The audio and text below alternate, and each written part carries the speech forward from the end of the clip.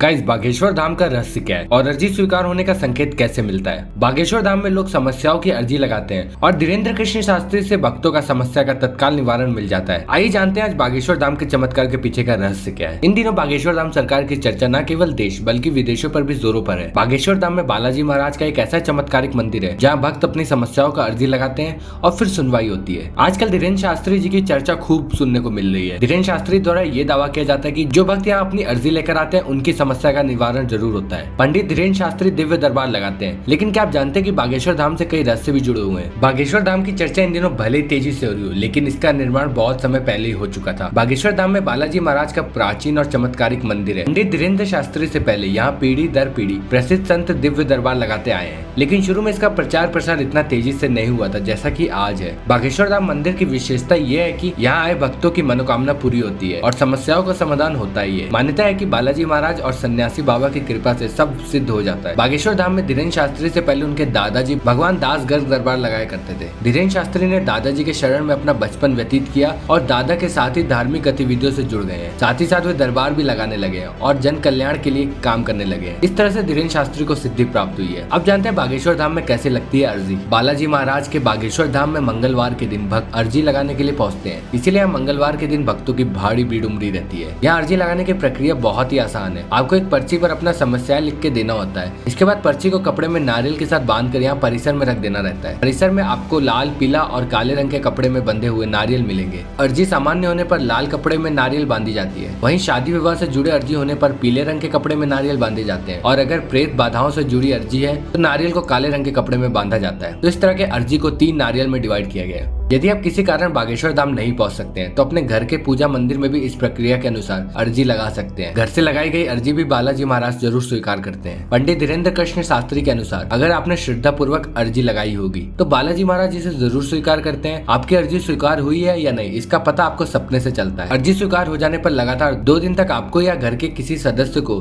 सपने में बंदर दिखाई देंगे। अगर सपने में केवल एक ही दिन बंदर दिखे तो समझिए आपकी अर्जी पहुंच चुकी है, लेकिन स्वीकार नहीं हुई है। वही अगर सपने में बंदर ना दिखे तो फिर से मंगलवार के दिन इस प्रक्रिया से अर्जी लगाएं। तो गाइज, ये था बागेश्वर धाम का रहस्य और आप अर्जी कैसे लगा सकते हैं उसके बारे में। अगर वीडियो इन्फॉर्मेटिव लगी हो, पसंद आई होगी तो लाइक कर देना, चैनल पर नए हो तो सब्सक्राइब कर देना। इसी तरह का इन्फॉर्मेशन देता रहता हूँ आपको। Thank you for watching.